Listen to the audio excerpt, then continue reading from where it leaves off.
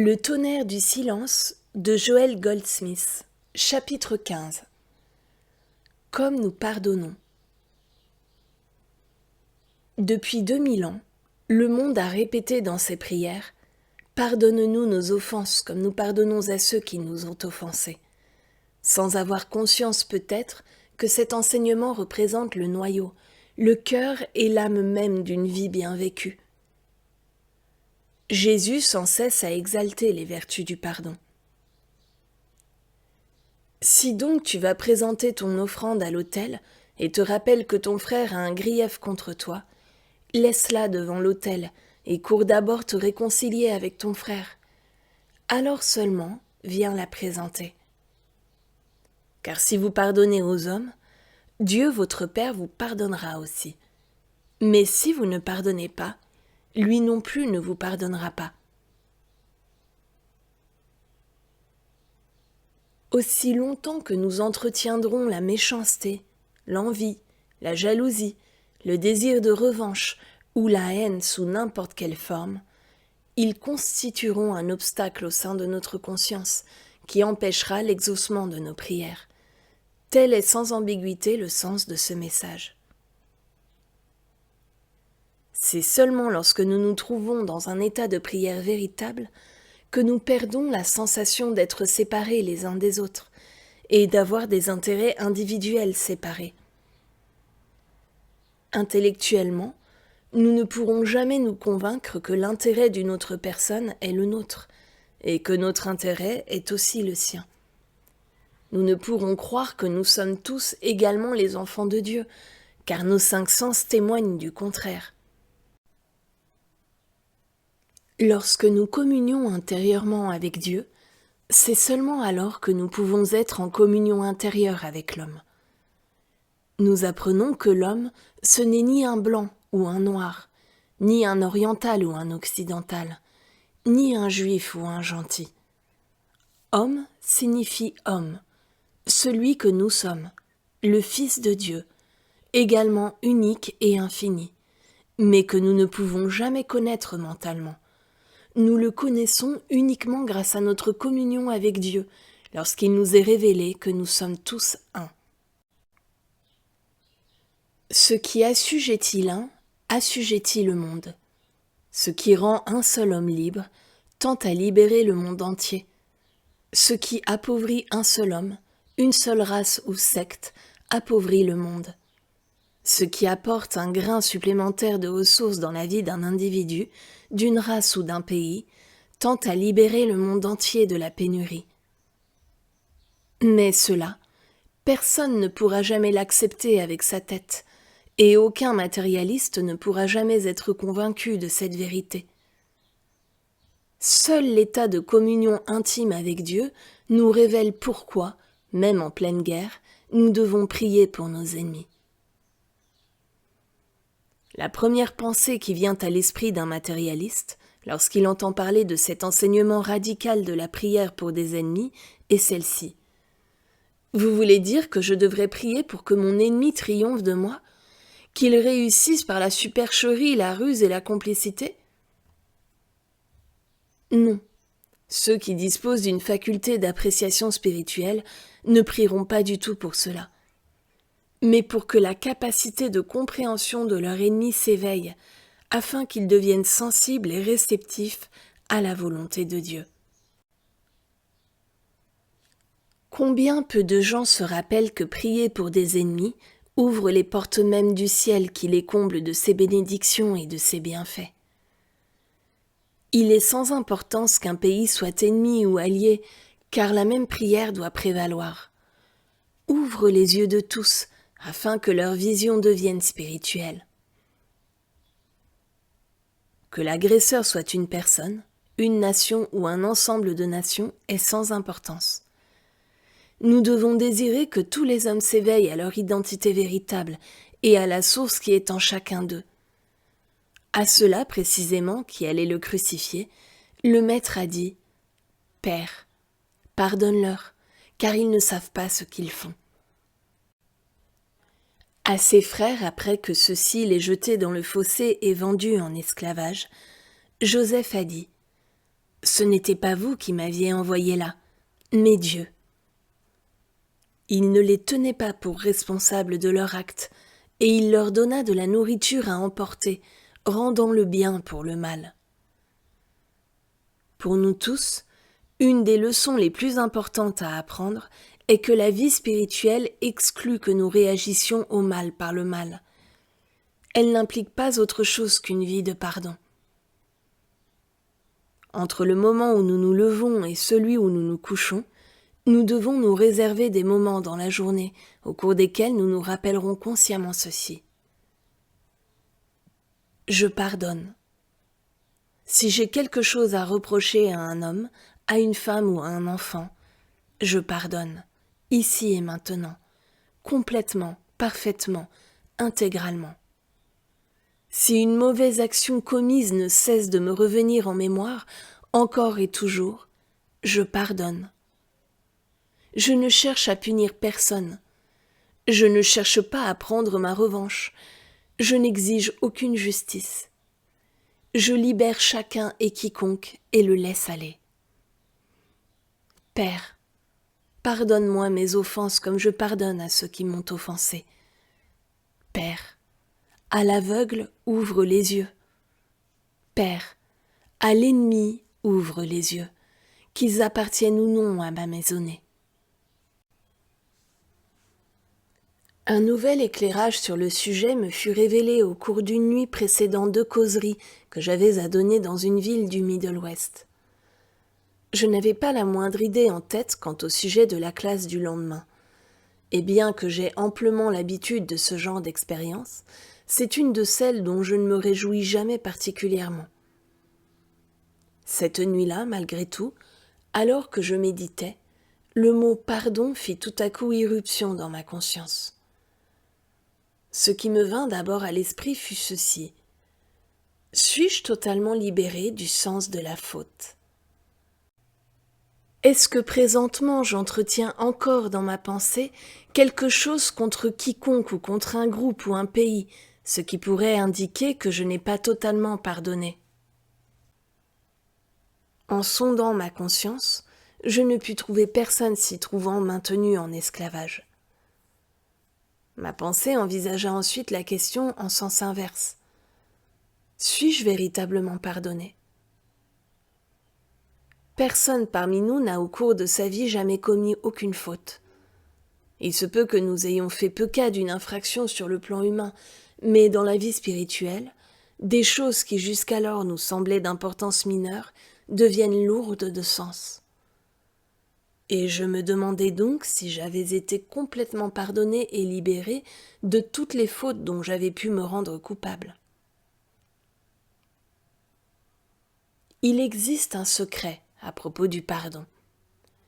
Rien ni personne ne peut nous pardonner. Par conséquent, il est impossible que nous soyons jamais pardonnés, si ce n'est à une condition, à savoir que la faute ne puisse plus se répéter. Autrement dit, quelle que soit la faute ou le manquement en question, aussi longtemps qu'il existe en nous une possibilité virtuelle de récidiver, nous ne sommes pas complètement pardonnés. Supposons un instant que nous entretenions une conversation avec Dieu au sujet de nos fautes. Nous lui confessons nos fautes et nous en demandons pardon. Ce à quoi Dieu nous répond « Ai-je bien entendu ? Ne s'agirait-il pas d'un pardon pour tout recommencer ? Non, non, mon Dieu, cela ne se reproduira plus. Cela ne peut se reproduire. J'ai bien reconnu mon erreur. » À ce moment-là, nous le croyons fermement, mais n'oublions pas que Dieu étant Dieu, sa vue est pénétrante.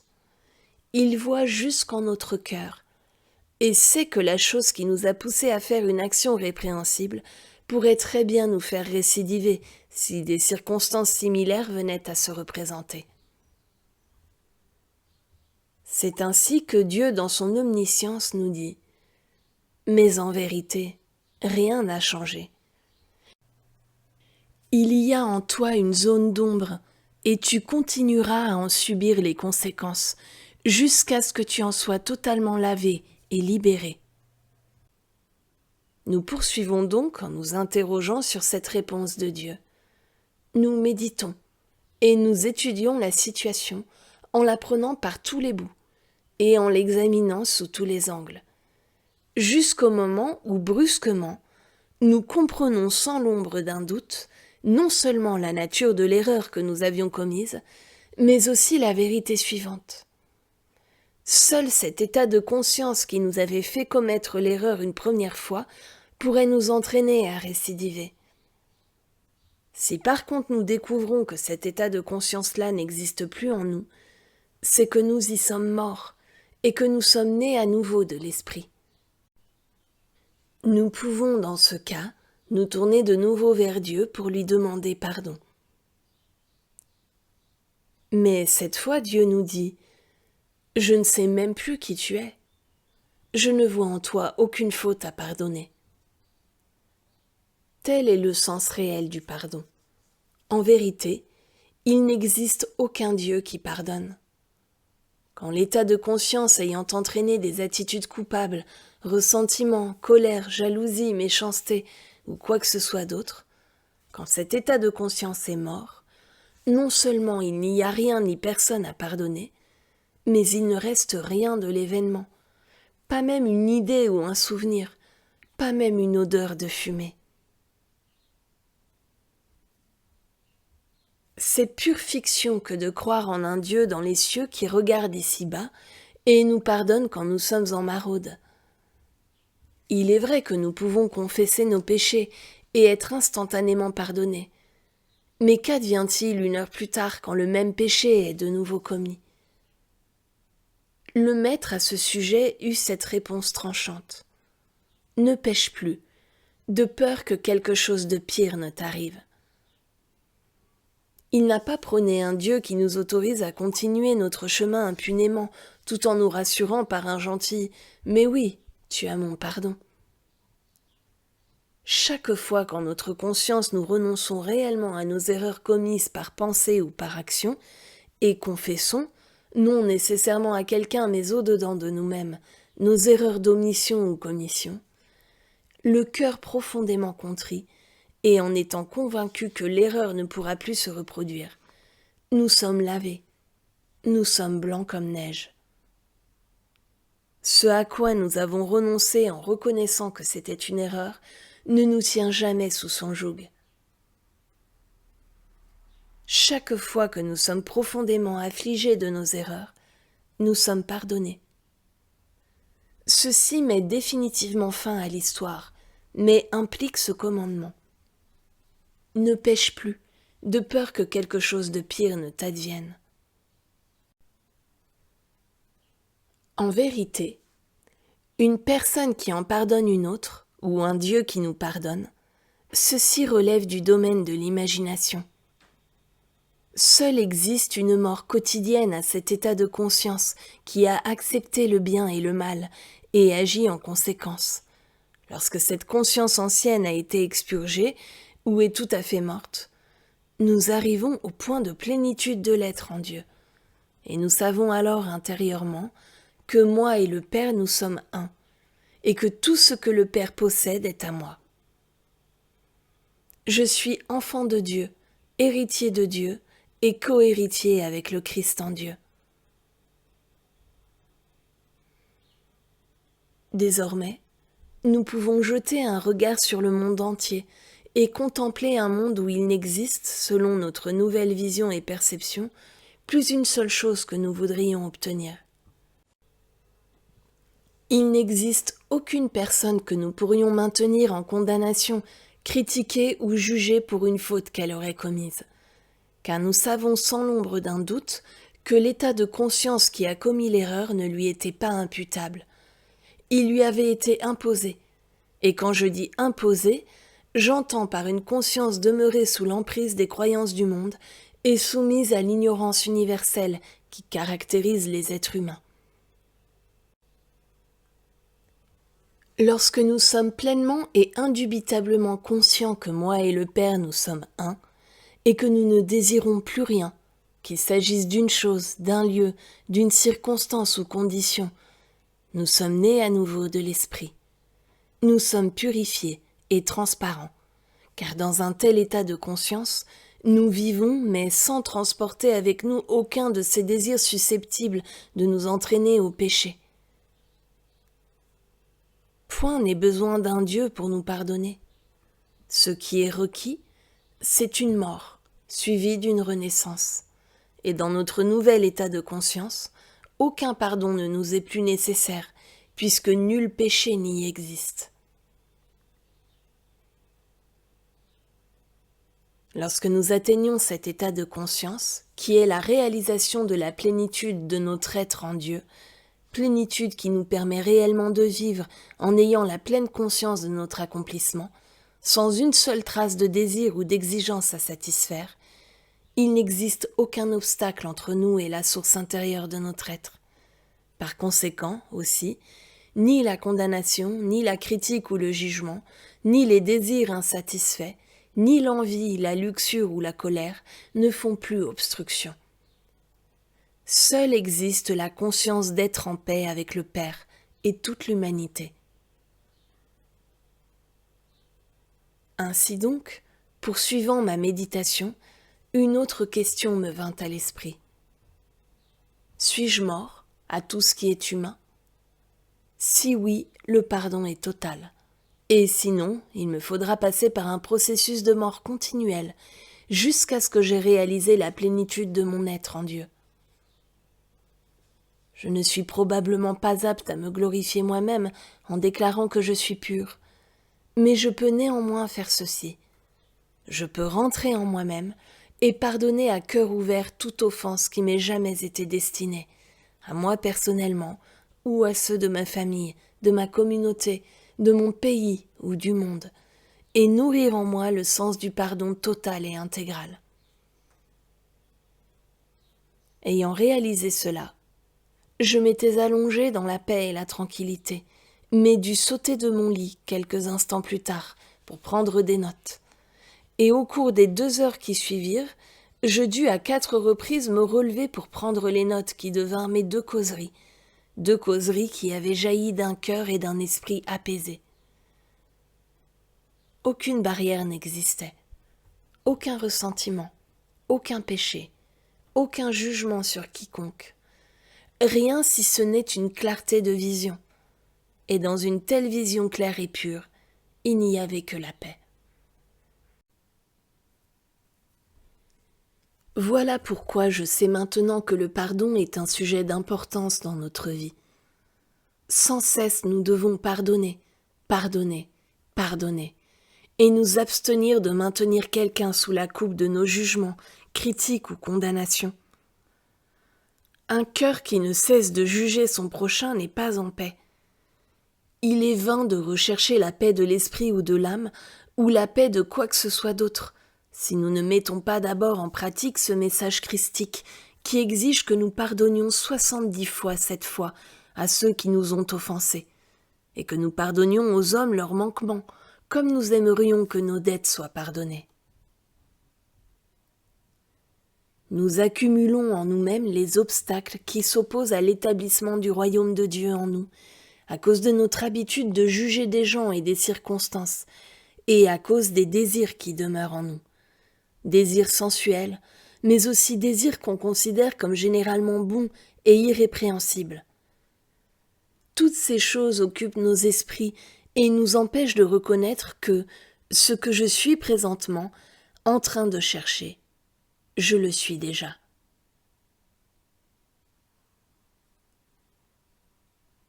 Autrement dit, la grâce de Dieu n'est pas quelque chose que nous allons atteindre. La grâce de Dieu n'est pas quelque chose que nous pouvons gagner ou mériter. La grâce de Dieu se trouve implantée en nous-mêmes depuis le commencement, depuis avant qu'Abraham fût. Elle attend seulement de devenir opérante en nous. Elle ne le pourra pas, cependant, tant que nous entretiendrons un sens de séparation entre nous et notre bien. Jamais nous n'aurons la moindre chance de connaître l'harmonie avant d'avoir complètement pardonné et d'être complètement pardonné, de façon à pouvoir arriver à l'autel blanchi et purifié. Chaque jour, sans exception, nous devrions trouver un moment pour nous rappeler consciemment que nous ne tenons personne pour responsable de ses péchés et que nous ne désirons pas voir quiconque en souffrir ou en être puni. Pardonner signifie beaucoup plus que de se contenter du conventionnel. Ah, mais je ne souhaite aucun mal à personne. Ce n'est pas aussi simpliste. Il s'agit de pouvoir s'asseoir pour regarder bien en face n'importe quel ennemi et réaliser « Père, pardonne-lui ses fautes et ouvre ses yeux afin qu'il puisse voir. » Nul ne doit rechigner à pardonner à quelqu'un ses transgressions, de peur que cela ne le libère en l'incitant à recommencer. Certes, la personne pardonnée sera libérée, mais la liberté ainsi donnée inclura la libération du désir de commettre une nouvelle faute. Il est impossible pour quiconque ayant reçu le véritable pardon de persévérer dans ses transgressions. Père, je viens à toi les mains nettes, reconnaissant que personne n'a de devoir envers moi, que personne n'a à subir de pénalité pour ses péchés. J'accepte quant à moi, Père, que tu pardonnes à quiconque, quel que soit le péché commis, il appartient au passé. Fais qu'un terme y soit mis et qu'il soit pardonné. Et s'il y a récidive 70 fois, Père, pardonne 70 fois. Je ne désire ni revanche, ni vengeance. Je ne cherche qu'à rester le pur instrument de ton amour et de ta grâce, afin d'être justifié devant ta face. Je pardonne à quiconque ayant jamais commis une faute à mon encontre, de façon consciente ou inconsciente, et mon pardon s'étend à tous ceux qui n'ont pas respecté mes convictions religieuses ou politiques ou ma fidélité à mon pays. Je prie pour que toi, Père, tu leur accordes ton pardon. Humainement, il y a ceux qui ont des dettes d'amour et des obligations envers moi. Je leur pardonne aussi leurs manquements. Désormais, nul ne me doit rien, pas même l'obligation d'entretenir des relations avec moi. Je reçois joyeusement ce qui m'est donné avec amour, mais je n'attends rien de quiconque en vertu d'une obligation. Je libère mes amis et tous ceux de ma famille. Je libère tout le monde. Ils ne me doivent rien. C'est mon privilège et ma joie de les servir dans le sens que tu m'indiqueras. Je m'offre tel un instrument disponible. Utilise-moi.